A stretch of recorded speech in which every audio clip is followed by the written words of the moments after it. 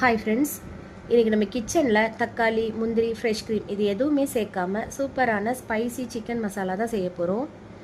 அதுக்கு கடாயில் 1 கப் அளவுக்கு எண்ணெய் சேர்த்துருக்கேன். எண்ணெய் நல்லா சூடானதுக்கப்புறம் 2 பெரிய சைஸ் வெங்காயத்தை ஸ்லைஸ் பண்ணி சேர்த்துக்கலாம். வெங்காயம் இந்த அளவுக்கு கோல்டன் கலர் வந்ததுக்கப்புறம் எடுத்துடலாம்.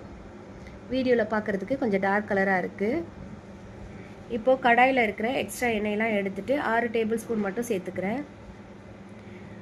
க்ளீன் பண்ண சிக்கனையும் சேர்த்துக்கலாம். நான் இன்றைக்கி 3/4 கிலோ அளவுக்கு சிக்கன் சேர்த்துருக்கேன். அடுப்பை ஃபுல் ஃப்ளேமில் வச்சுட்டு நல்லா மிக்ஸ் பண்ணிகிட்டே இருக்கலாம்.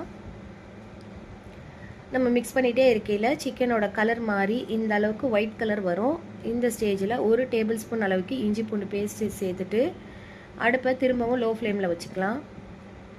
இங்கே ஒரு பவுலில் புளிப்பு இல்லாத தயிர் 4 டேபிள் ஸ்பூன் எடுத்து வச்சுருக்கேன். அதில் 1/2 டீஸ்பூன் மஞ்சள் தூள், 1/2 table spoon chilli powder, 1 teaspoon தனியா powder, 1/2 teaspoon homemade garam masala, 1 table spoon salt இது எல்லாத்தையும் சேர்த்து நல்லா மிக்ஸ் பண்ணிக்கலாம். சிக்கன்லேருந்து இஞ்சி பூண்டோட பச்சை வாசனை போனதுக்கப்புறம் அடுப்பை ஃபுல் ஃப்ளேமில் வச்சுட்டு நம்ம ரெடி பண்ண மசாலா சேர்த்துக்கலாம்.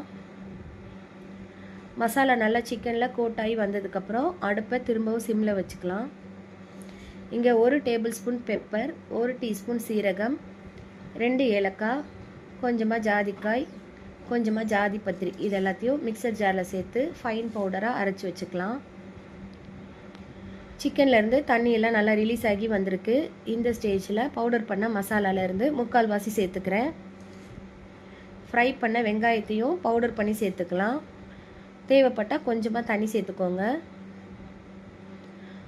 5 நிமிஷத்துக்கு அப்புறம் ஓப்பன் பண்ணி பார்க்கலாம். எண்ணெயெல்லாம் நல்லா பிரிஞ்சு வந்திருக்கு. சிக்கனும் நல்லா வெந்துருச்சு. ஃபைனலாக நம்ம எடுத்து வச்சுருக்க மசாலா பவுடரை சேர்த்துக்கலாம். இந்த மாதிரி சேர்க்கையில் ஃப்ளேவர் ரொம்ப நல்லாயிருக்கும். இப்போது டேஸ்டியான சிக்கன் மசாலா ரெடி ஆயிடுச்சு. சப்பாத்தி, நான், ரைஸ் கூட வச்சு சாப்பிட்றதுக்கு சூப்பராக இருக்கும். இப்போ நல்ல டேஸ்டியான சிக்கன் மசாலாவை சாப்பிட்டு என்ஜாய் பண்ணலாம்.